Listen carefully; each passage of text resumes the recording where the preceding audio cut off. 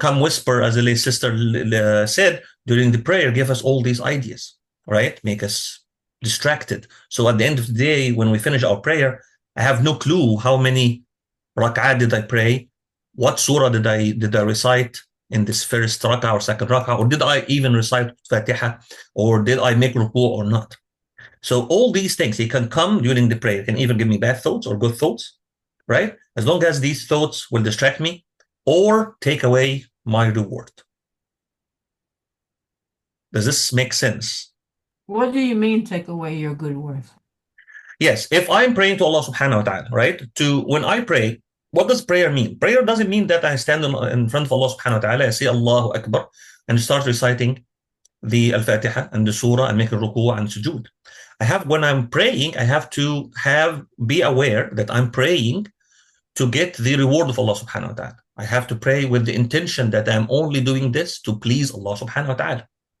If I'm doing this while I'm praying, or I have my intention is not to please Allah subhanahu wa ta'ala, but to please my fellow brothers and sisters who are looking at me and say, oh, mashallah, he's a good worshiper, he's a good prayer, someone who prays perfectly. In this case, my intention for the prayer is not to please Allah subhanahu wa ta'ala, but to show off. Right? Similarly, if I'm paying charity, do I pay the charity to please Allah subhanahu wa ta'ala to take the full reward from Allah subhanahu wa ta'ala, or I'm paying charity such that people, oh, this person is, mashallah, is generous. And I'm doing this so people talk about my generosity. So will I take the full reward or take partial or take zero? Yes, someone had something.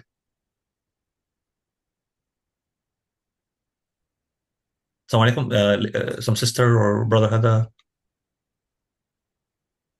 no comments? No, the comment is clear. If Okay. if the intention behind the deed is to please Allah subhanahu wa ta'ala only, then we get the reward for it. But if the intention is to please the people, then we don't get the reward for it. Yes, Jazakallah khair. And okay, so that's the thing, right? And then talk about the thoughts could be bad or could be good, as you said. So now we're urging us, commanding us to do good, or mostly what we think it's to do bad stuff. Also, the thoughts, sometimes we can have thoughts, right, that flow in our mind, either from shaitan or from ourselves. And these thoughts, do you think these thoughts that come from shaitan will always make us sad or to make us happy?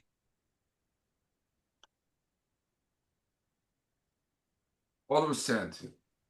All sad. Okay. What is that true all the time? No, they can give you thoughts that make you happy. Do you have examples?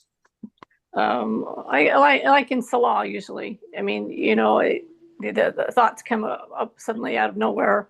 You remember something good, you'd like something good to happen to you, in your life, in the past. It's something good that happened or something that makes you feel good, and he suddenly makes you remember it during the Salah. It's funny you said, it's interesting you said that, because I had to, I was speaking with the lady, she's helping me with Islam studies and stuff like that. And she said to me, and she showed me that you can't show your teeth when you're praying, that breaks, and you should do again. And there was one instance where I had a thought that I hadn't had before, and it made me laugh. And then I had to go and repeat the prayer. So I was like, okay, what? But I never thought of that before. It was a very pleasant thought of my father. But I was like, why did that thought come now? But it made me laugh. And so, that kind of made me think, am I concentrating okay? Or what am I doing? Yeah, that's good. So, Brother Majdi, I understand where you're going from, but can you elaborate on your point? Yes. So the shaitan from time to time whisper to us and to achieve instant pleasure. For instance, eating a pleasant meal in the month of Ramadan while we are fasting. If chocolate mousse in front of me, Then the shaitan says, all right, just to take a small bite, it's going to be great pleasure and you will experience a fantastic taste of it, etc. The same thing with the people who are trying to get away from alcohol. Shaitan comes and say, oh, just to take one cup or one sip, it's going to make you really happy and pleased, which may actually happen with this instant gratification. But then on the longer term or the day of judgment, there will be lots of unhappy moments and sad moments. So the shaitan always try to promote the immediate gratification or pleasure on the expense of much greater sadness in the future. Jazakallah khair. Yes, exactly. That's a good point. So the thoughts from shaitan that comes in an instant, right, could be for a very short time, it's pleasure, it's happiness, it give us, I make me feel good. As I mentioned, for example, if I'm paying charity to show off, when I do that, it looks like a good deed, but I am very happy about it, right? So for a short time, I'm happy about it, but on the long term, I'm going to be sad either in this life because I missed the good opportunity to please Allah subhanahu wa ta'ala, and of course in the hereafter. But also sometimes in the short term, give me bad thoughts. For example, let's say when shaitan comes to me and say, okay, I'm trying to move on in my life, and the shaitan will come and give me bad ideas about the future. You know what, future is bleak. You know what, you're going to lose your job. Why do you pay charity? You are probably, okay, you want to go to Hajj, you're saving for Hajj. What if you lose your job next day, right? Why do you need to do that? How about keeping this money in the bank and don't go to Hajj or do Umrah, right? Or help others, right? Or like that. So during this time, to consume us and to prevent us from doing bad stuff, good deeds, shaitan will come and then try to make us feel sad about the future, having all these kind of fear, right? And all kind of problems that come to us, right? I would like to go help a sister or brother who just asked for help. Okay, what about you go there and then you're gonna get tired or you're gonna get sick?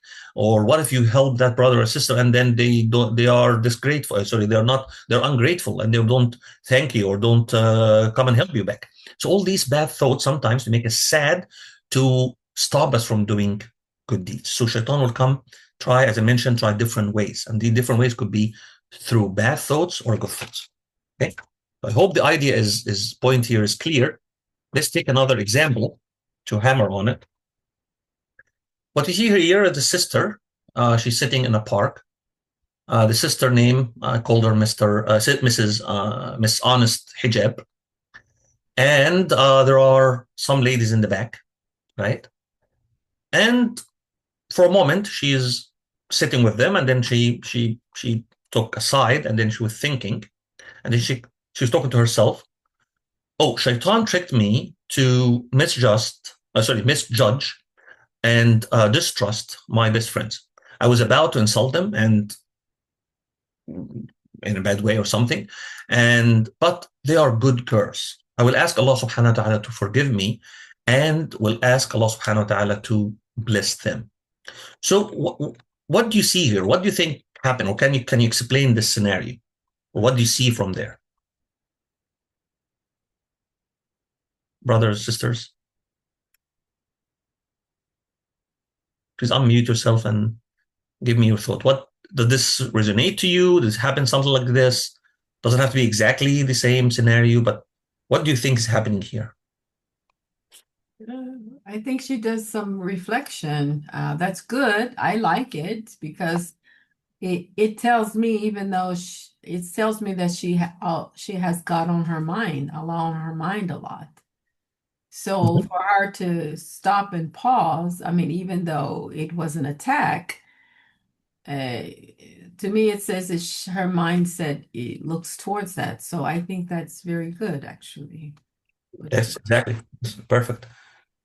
Yes. What else?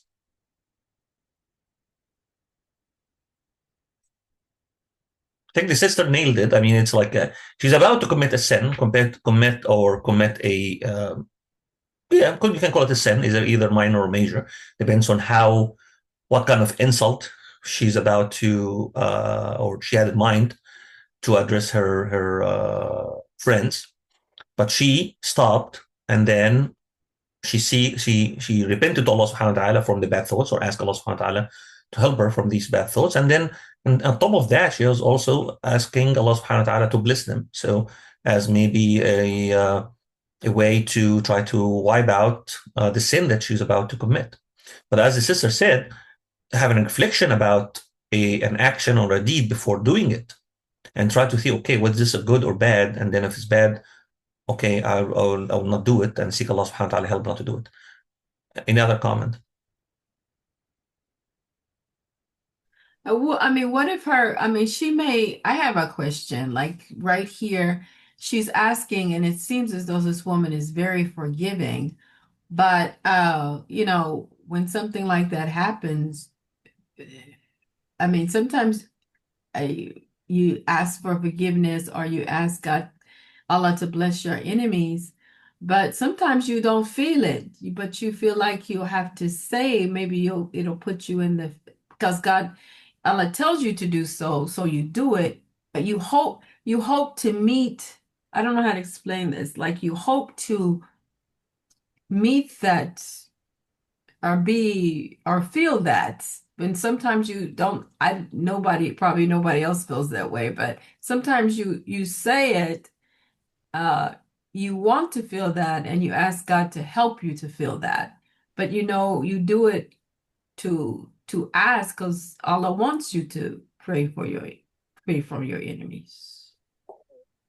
Okay, sure. Yes, that it's a good point, but I think your sister talking here about an extreme cases. Even for our enemies, you might need to be forgiving, right? Here, maybe the scenario seems to be that they didn't do anything. It's possible, and then just shaitan came to try to whisper, to misjudge them or distrust them, for one reason or another. The shaitan knows, right? Why he was trying to do that. And actually, we can ask a question: what do you think shaitan will come and try to ask us to distrust somebody, or misjudge somebody, or break our relationship with some good brothers and sisters? My grandmother, I'm going to say, this is where I learned from my grandmother. She said, when you instantly dislike someone, sometimes that's protection, but sometimes the shaitan don't want you to be friends with someone because of the good things you could do with them. So he'll attack right away. So he may see that, you may take an instant dislike to someone, but you have to pause and ask, pray about that, because it could be that your unity could weaken him as well. Sister, this is a perfect answer, mashallah. It's great that you had a very wise grandmother, mashallah. And that's true. This is true. That could be shaitan will come and try to keep us isolated, right? Try to keep us isolated from our brothers and sisters. Why? For different reasons. Number one is to make us sad, as Brother Majdi was explaining, that one of the reasons to make us sad in this life is to keep us isolated, keep us alone.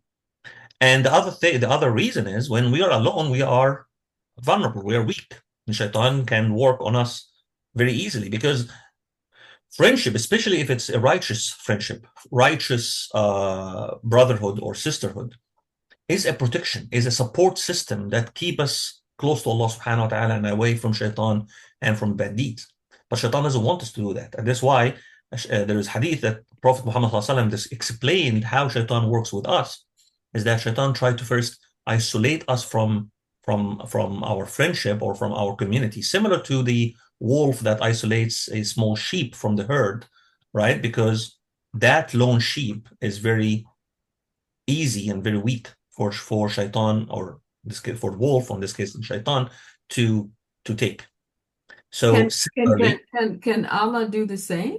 Can Allah can also isolate you for reflection? I mean, I don't know. I mean, I want to ask your opinion. Can Allah also isolate you for your own reflection as well? Allahu A'lam, but it could be some other way. You can think about sometimes let's say the company is bad, on the other hand, Allah subhanahu wa ta'ala might facilitate for us for you to stay away from this bad company as a mercy from Allah subhanahu wa ta'ala not to be among a bad company. That in this case is a mercy from Allah subhanahu wa ta'ala. But I'm talking here about the other way, is the shaitan would work, especially have a good righteous company, right? Okay, why do you need to go to the masjid and stick with these sisters? Or why do you need to go and then with those sisters who memorize Qur'an or have a dhikr haraqa every week or something like that? For these cases, when we have these bad thoughts try to drift us away from good company and good deeds, you have to be suspicious. Why I'm trying to be away from these good people, right? Because again, the shaitan mission is to keep us away from good company and keep us either alone or within bad company, because again, we're easy target for him to work and operate, right? So again, but she thought about it and she reflected on it, and that takes me to the next slide. Is how can we operate? What is the right attitude and what is the characteristic? Remember, we're trying to build the characteristic of repentance here, right? Just trying to get you again to start from the thoughts that come to our mind from ourself or shaitan, and these thoughts can be all kind of different types, good ones, bad ones. But again, at the end of the day, they should be funneling toward something bad for us. Then how can we get out of that? When we have these bad thoughts, what should we do? First step is to seek Allah's help. And what is the guidance from Allah subhanahu wa ta'ala? It's very, very important two ayat, right, that are mentioned. Allah subhanahu wa ta'ala, it's teaching us in Surah Al-A'raf. Allah subhanahu wa ta'ala is describing the right characteristic of any Muslim or any believer that should have. And that characteristic, Allah subhanahu wa ta'ala said, وَإِمَّا يَنزَغَنَّكَ مِنَ الشَّيْطَانِ نَزْغٌ فَاسْتَعِذْ بِاللَّهِ إِنَّهُ سَمِيعٌ عَلِيمٌ إن الذين اتقوا إذا مسهم طائف من الشيطان تذكروا فإذا هم مبصرون.